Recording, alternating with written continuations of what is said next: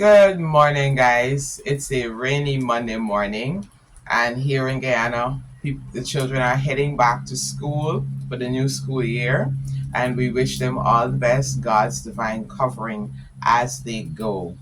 I'm here in Luke chapter 8, continuing where we left off the last time. It says, So Jesus returned to the boat and left, crossing back to the other side of the lake. The man who had been freed from the demons begged to go with him, but Jesus sent him home, saying, No, go back to your family and tell them everything God has done for you. So he went all through the town proclaiming the great things Jesus had done for him. Here it was, as we explained, this man had quite a lot of stuff going on for him at the time, and he was completely free. He was now sound in his right mind, no longer tormented by these demons, and he was so grateful that he wanted to go with Jesus.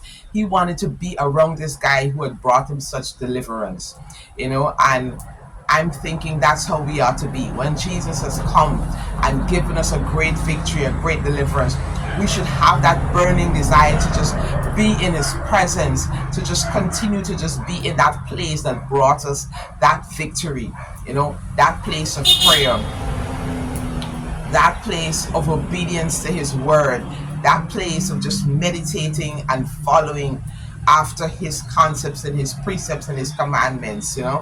But Jesus said to him, No, don't come with me, but go tell everyone, go tell your family and your friends.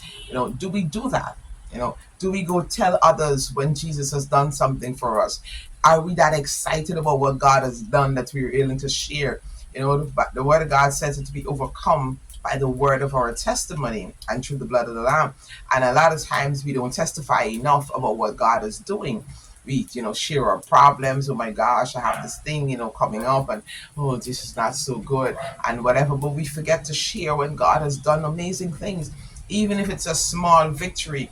Let's get in the habit of sharing, telling others. What would that do? That would encourage those around us. Hey, my turn is coming. God is still active. He's still doing miraculous things. People like to say that's in the Bible days and all that stuff. But when you've experienced the miracle working power of God transforming your situation, changing the things that you're going through, making it completely okay, moving you from that dark dungeon into his marvelous light. Let us be willing and ready to go share it with friends and family. Hey, you know what God has done for me? Hey, you know what?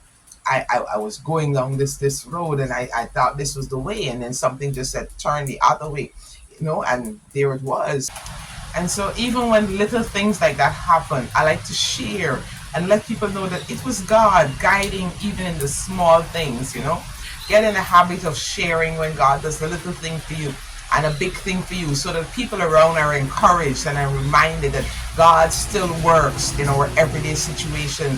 He's still willing and able to work in that big thing that you're facing. That's what I want to encourage us as we go into this new week. As these children go into this new term, be reminded that God still works. He still works in all sorts of ways. He's willing and able to come and guide us.